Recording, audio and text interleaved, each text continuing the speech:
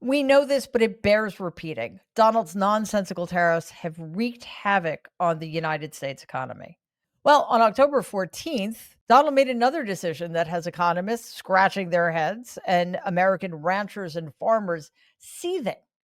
The Washington Post reported that Donald announced a $20 billion bailout for Argentina.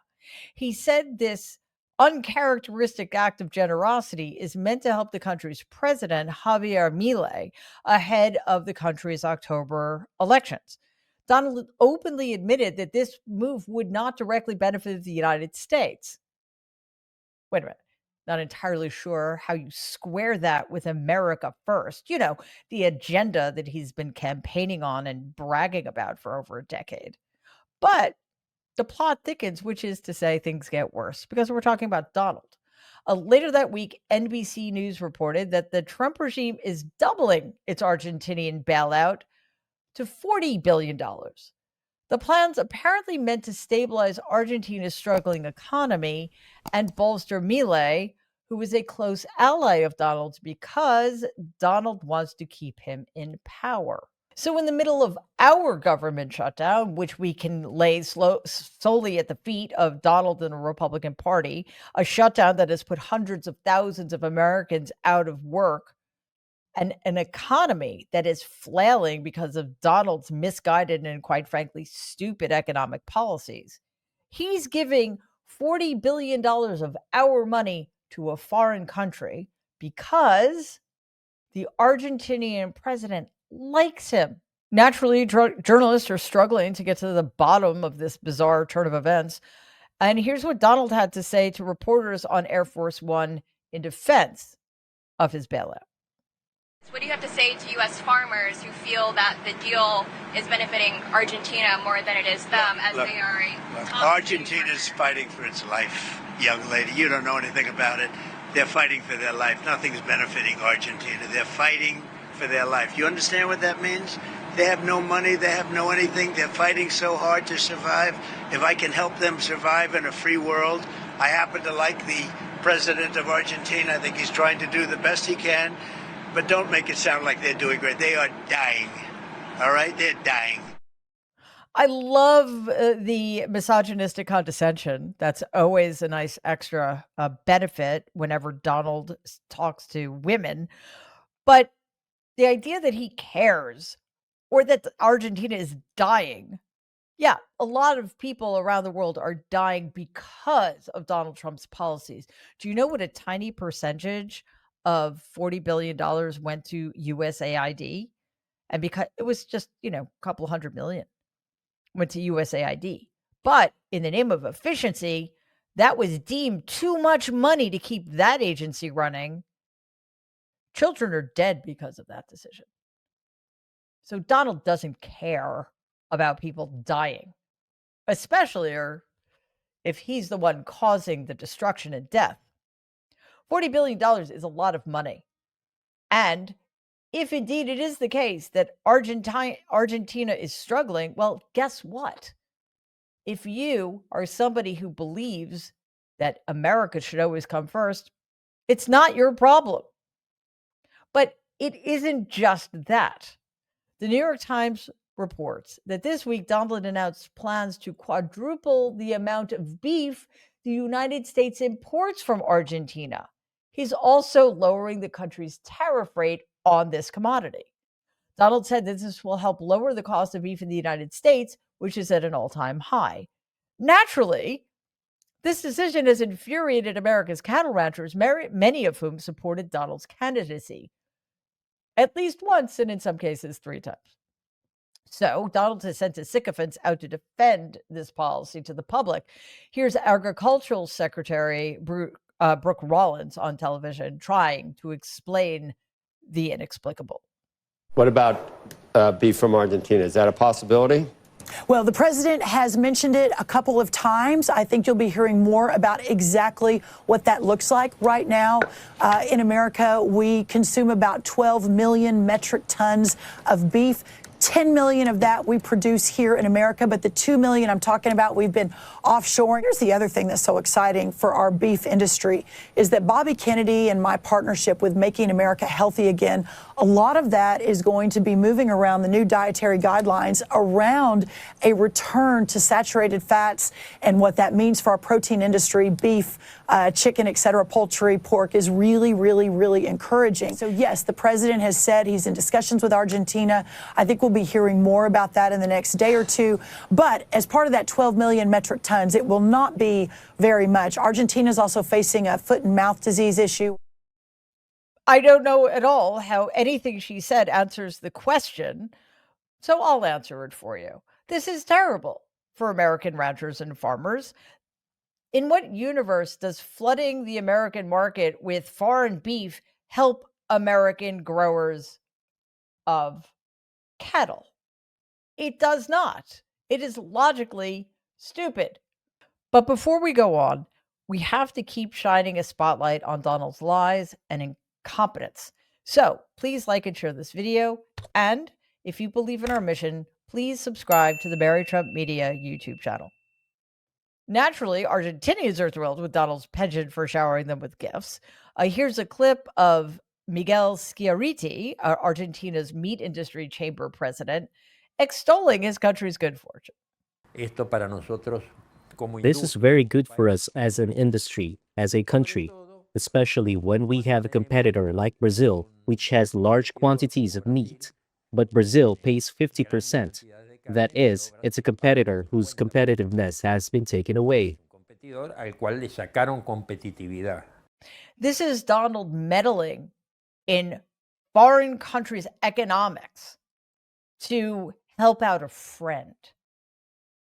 Well, actually, to help out himself, because I'm pretty sure it's not just that Milei is a suck-up. It's that Donald has another ally in the world who shares his worldview. Nothing about this is good for this country, especially at this time of economic uncertainty, and nothing certainly about this is good for cattle ranchers.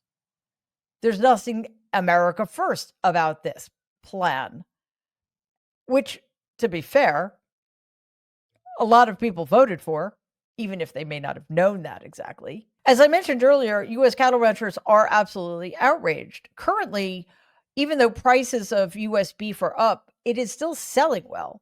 But that won't be the case for long if the U.S. market gets opened up to more Argentinian imports of beef. Ty Thompson, cattle sale manager for Billings Livestock and Auction Yards, spoke to CNN about his frustration. Take a look. Consumers will tell us when the beef is too high. I think it's outlandish for the president to come out and say the beef is too high and he's going to get it down himself. What is his problem with higher priced beef? Because consumers have a choice in proteins. There's chicken, there's pork, there's all different proteins. Consumers have chose to buy beef. President Trump ran on being a free market guy. So what he was saying last week goes totally against what he ran on. Bailing out foreign countries, manipulating open markets, that is not being a free market guy at all. Here's Michael Kelsey, Executive Vice President of the Oklahoma Cattlemen Association, speaking to Fox 23 News Tulsa about the foreign beef issue. We import more than they import from us. And so it's already unfair, in our opinion, in that sense. In addition to, if he wants to lower the price of beef, then that's a direct assault on ranchers, because that will mean lowering the price of cattle. And so while beef is more expensive at the retail place today compared to maybe this time last year, we believe it's actually worth what it's for. Demand is at 40-year high, 40-year mark high for our product right now. And that's phenomenal. We are reaping the benefits, and we don't take that for granted. We are very appreciative to the American consumer for purchasing our product, for staying loyal to American beef, and we certainly want to continue that. He says it's not just the imports that are the issue. It's the health and safety concerns for the cattle here in the United States. And so we don't want to inadvertently bring something in here that would impact the health of our animals by doing that. And so there's some concern with Argentina about how they actually have hoof and mouth disease. They're dealing with it. We don't wish them ill by any stretch of the means. We just don't want to import that disease into our country that would impact our cattle. His message to cattlemen and ranchers is this: stay the course. We've got a good thing going right now. Beef cattle prices are high. Consumers are demanding our product. They love our product. Let's stay the course. And we're passing that message on to the president to say, hey, don't mess with the beef market right now. Let's not have government interference. In other words, it's a complex issue with a lot of moving parts, and the worst person on the planet to be dealing with it or interfering with it is Donald. There's also been backlash in other sections of the MAGA community. The conservative account, The Patriotic Blonde, posted on Twitter saying, quote, F you, POTUS. I didn't work tirelessly for 2 of your campaigns, vote for you 3 times, lose friends, lose family members, and lose business opportunities over my support for you, just so you could make Argentina great again. That was not the plan I was sold, unquote. Well, not in the specifics, but the plan you were sold is to put in the Oval Office an idiot who doesn't care about other human beings and is going to do whatever he wants to enrich himself and those people who are powerful enough to garner his attention. Naturally, Donald's response to these measured, intelligent words of dismay from ranchers is to be a vindictive brat. He addressed the ranching industry on his failing social media platform, writing, quote, the cattle ranchers don't understand that the only reason they're doing so well for the first time in decades is because I put tariffs on cattle coming into the United States. If it weren't for me, they would be doing just as they've done for the past 20 years. Terrible, unquote. Well, first of all, it's terribly.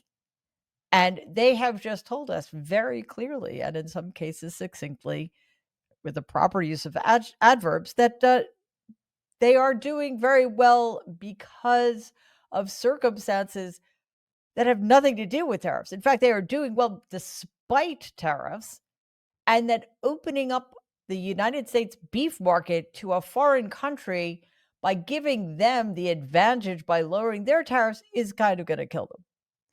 Donald later discussed the issue, this time in the part of the White House he has not yet gotten around to demolishing. And here's what he had to say. We're going to do something very quickly and easily on beef to get it down. The ranchers understand that. They're so happy for what I've done. I saved them. I don't think you'd have any beef in this country if I didn't do that. So we're very proud of that. They're telling you the opposite is the case. And that Oval Office is so grotesque. I have a very hard time. My eyes. No, seriously. So he doesn't know what he's doing. And as always, he's not going to listen to the people who actually do know something. Despite his protestations to the contrary, this is not going over well. There's been backlash in other sections of the MAGA community. Conservative account The Patriotic Blonde posted the following on Twitter. Quote, F you, POTUS. I didn't work tirelessly for 2 of your campaigns, vote for you 3 times, lose friends, lose family members, and lose business opportunities over my support of you, just so you could make Argentina great again. That was not the plan I was sold, unquote. Well, that may not have been the plan you were sold as to the specifics. However, what did you expect when, despite evidence, lots of evidence, you continue to put into the Oval Office a man who is as incompetent and has proven himself to care only about one thing, empowering himself and enriching himself?